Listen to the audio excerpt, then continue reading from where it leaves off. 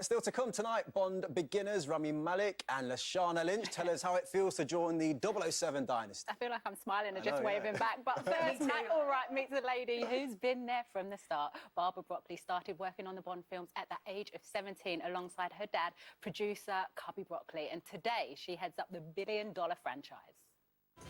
Bond. James Bond. Yes, he does get all the attention. Ever since 1962's debut in Dr. No, James Bond's had a run of 25 official movies fronted by 6 leading men, with the latest instalment, No Time to Die, being Daniel Craig's last outing as 007. Always been a big James Bond fan. Equally, though, I've always had a soft spot for the villains. I feel many of them may be misunderstood. Oh, they've gone too far this time. They've really crossed the line.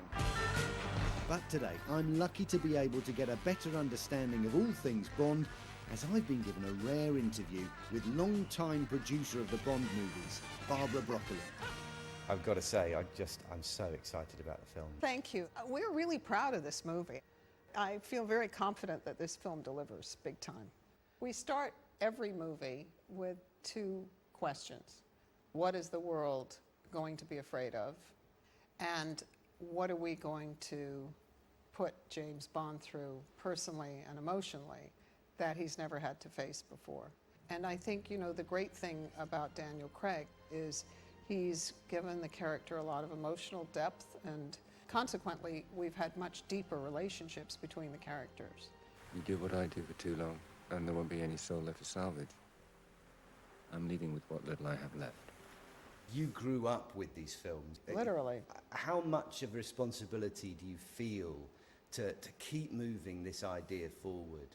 Well, the first film location I went on was on Dr. No. I was a year old, 1961, and I went to Jamaica. So it's very, very special that we went back to Jamaica for this film, because Jamaica is the place that Ian Fleming went to write these stories. We felt that it was really the spiritual home for James Bond. Underneath the mango tree, my honey. Watching your father produce those films, what did you take from those moments? Well, everything. I mean, he was a master producer, and I just wanted to spend every waking moment with him. It was just the family business. If my father had a pizza parlor, I'd be making pizzas now. But it turned out he was a film producer, and it's been the most extraordinary life. Alone at last. Nobody does it. What was it like the first day on set without him? He said, take risks. I think he felt that we would protect what he had created. I think everyone tries to live up to the standard that they set almost 60 years ago. The world's moved on, Commander Bond. This is Daniel's last film. How much added responsibility to finish that era of Bond in the right way? Well, it's a huge responsibility because the films that he's made have been so good. And at the end of Spectre, he really said, I've got to stop now. And we let a little time go by and then sort of talked to him and said, you know what, the story really isn't finished. So he gave it some thought, and then we all reassembled and we talked about what that final chapter could be. And he got really excited about it. And so it was that enthusiasm that really propelled us through. I've made you redundant. No. Not as long as there are people like you in the world. How did you arrive at Rami as the face of all that's wrong in the world right now? He is the most extraordinary villain we've had because he comes across as someone who's also been wounded. So I think you really understand the complexity of his character, and he really pulls it off. If we don't do this, there will be nothing left to save. If you are going to be creating the next one for the next 15 years, what are the kind of qualities that you're going to be looking for? No idea. Really? If we've learned anything during the pandemic, you've got to appreciate the things that you have, and it feels a really appropriate time to come together with the people we've been missing and savor this moment.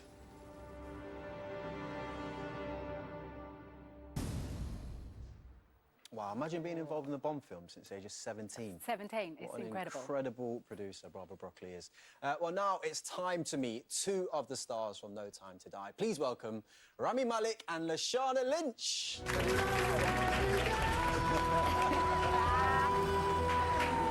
go. How are you? There you are. Thank you for joining us. Thank you. Walkout. We are so excited. We have been buzzing all day. But Lashana, let's get straight into it because we've just spoken about Barbara and she was so instrumental in helping you get the part. But you auditioned without her even knowing that she was auditioning you, right? Oh, yeah. Oh, yeah. We did a play called Ear for Riot at the Royal Court Theatre, and she turned that eventually into a film that's out next month, October 16th. I'm so excited for that.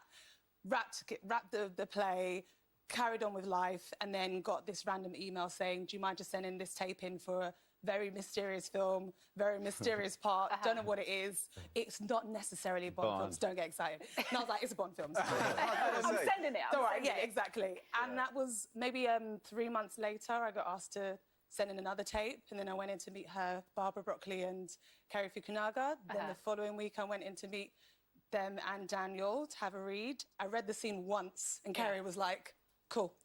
Yeah, we're good. Really? Yeah. And I was like, you sure? That never happens. No. I was like, you sure? Yeah, like, you don't need to see any... I can anymore? maybe do it in a comedic style. Like, are you no, sure? no, we're good. And I was like, okay. Wow. So I walked out, did my stunt test, which is a whole other story. Wow. And then 2 days later, got the part. That is Well, incredible. and congratulations on that as I would well, have yeah. sprinted out of the building like with the biggest smile on my face I was ever. like, I just auditioned for a Bond film. My life has bet you changed.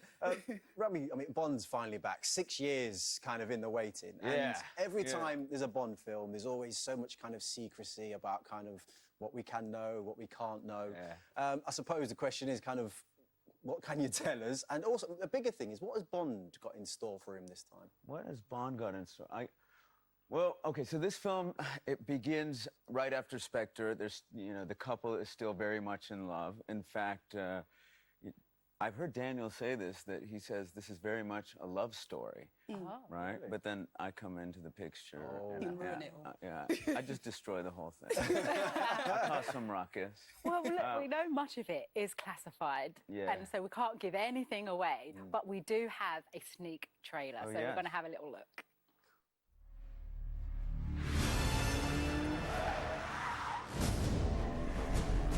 Why would I betray you? We all have our secrets.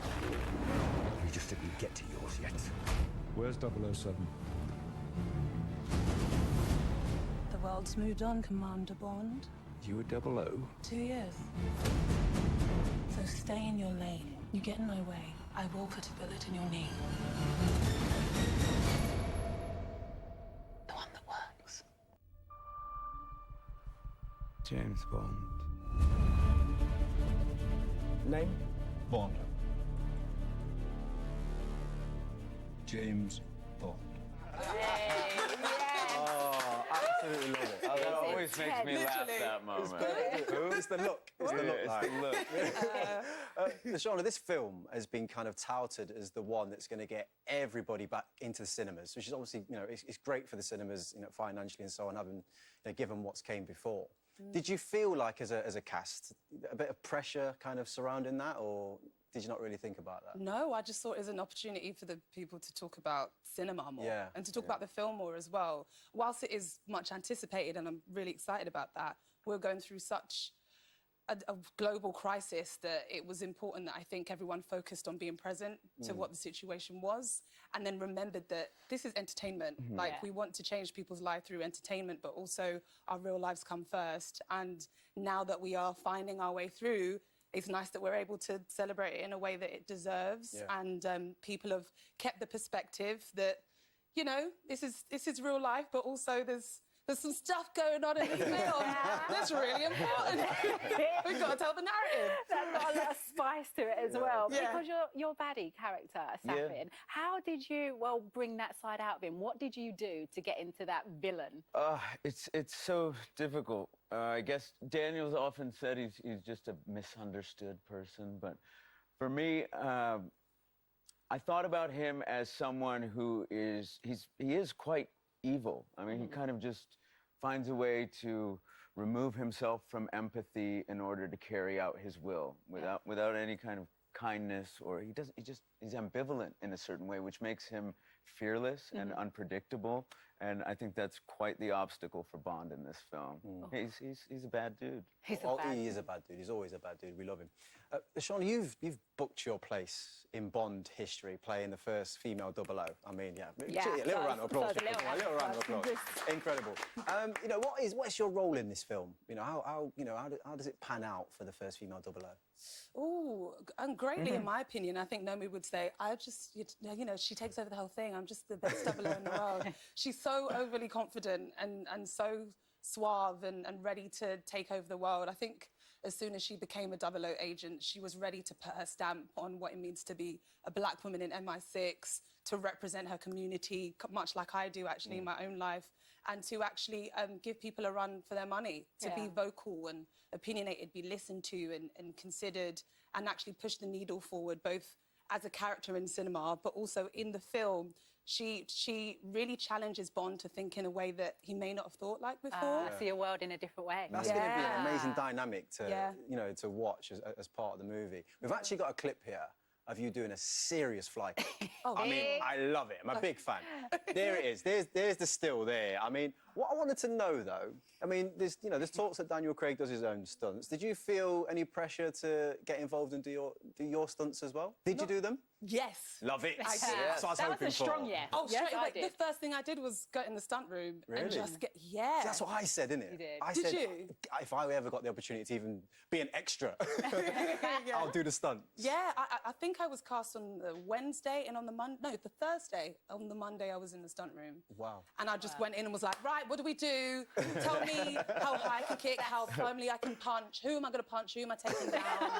And they were like, well, we need to get strength training in. I was like, yeah, with the strength, sure, but also... I'll be tearing a hamstring. My leg wouldn't even go up there. But I suppose when you think about the whole film and how special it is, because it is Daniel Craig's last Bond film, when you were playing it, did that make it extra special? Yeah, I mean, extraordinarily so.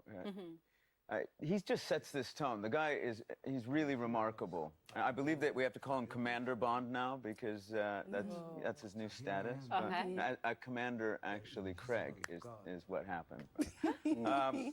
On set, the guy sets a tone that is the essence of leadership. And like I said, there's a very fine line between Daniel and Bond. Daniel knows exactly what everybody else is doing on set. He cares about everybody. And I think something about Bond I've always loved is that there's a sense of altruism there, but he's not out for any personal goal or ambition. You know, he wants to help the world, save the world. And I think Daniel is not out for personal goals as well. He really wants to make the best film that we're all going to fall in love with. We cannot wait to see it, honestly. Thank you so much for joining us. We're really excited to see it. I'm sure everyone at home is excited too. And No Time to Die is in cinemas from Thursday. It sure is. And as the Bond empire enters its 7th decade, one man is credited with kickstarting its success, the original 007, Sir Sean Connery.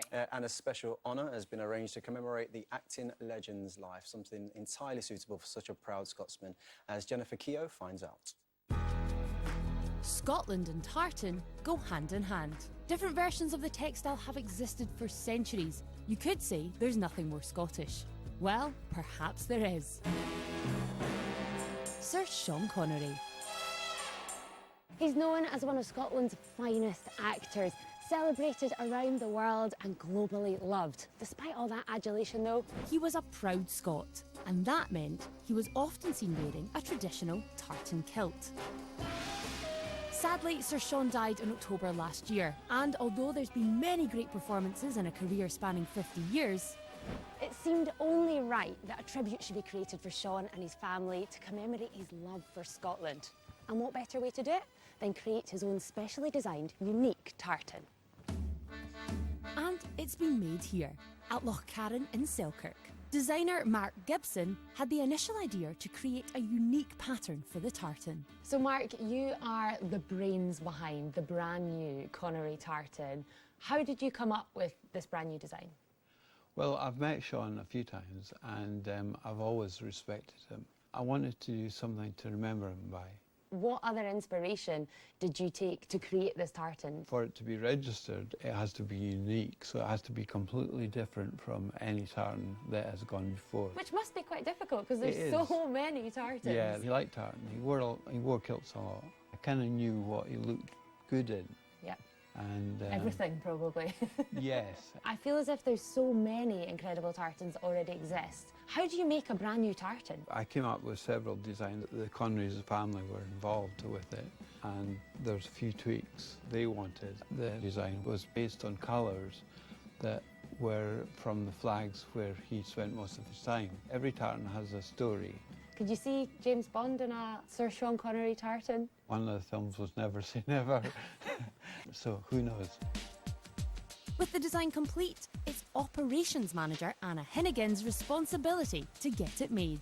How do you get from that perfectly balled yarn to tartan? Talk me through the process. Okay, so we take our yarn. Yes. And the guys in the yarn store, they line all the yarns up on the creel in the right order, so that all the threads are in the correct order for the warp, going through your woven cloth. The loom weaves the weft threads across the warp threads to create the final cloth. Sir Sean Connery commemorative tartan has gone through this mill. It's gone through that process, yeah. This is the tartan. Oh, it's gorgeous. It does look fantastic. So it has to be checked for any flaws in the cloth before we then send it to be washed at wet finishing. I mean, it looks good on the table. It looks great. But I think it looks better as an outfit. I think so. Should we do something? Let's do it. Let's make it happen. And voila, the perfect sash. The Connery tartan was unveiled at the recent Dress to Kilt fashion show in New York, an event that for many years has helped to promote Scottish heritage and which Sir Sean pioneered. This year, his granddaughters, Natasha and Samara, have honoured him by wearing the new design on the catwalk. It means a lot because Scotland was so important to my grandfather. So it incorporates red for France, yellow for the Bahamas, and blue for Scotland. He always wore his kilt, even sometimes in the Bahamas. So I think he would have loved to have it and have worn it himself. Back in the UK, fellow granddaughter Saskia gets to see the tartan she helped design for the first time. I think seeing my sisters wear it on the catwalk in New York and represent a cause that my grandfather started was a beautiful thing for them to have done. It's very emotional to really see it in person. His kilts used to hang in his closet and I would always be in there as a child. I think my grandfather would have been honored and humbled to have a tartan design made after him. I think he would be very moved by it.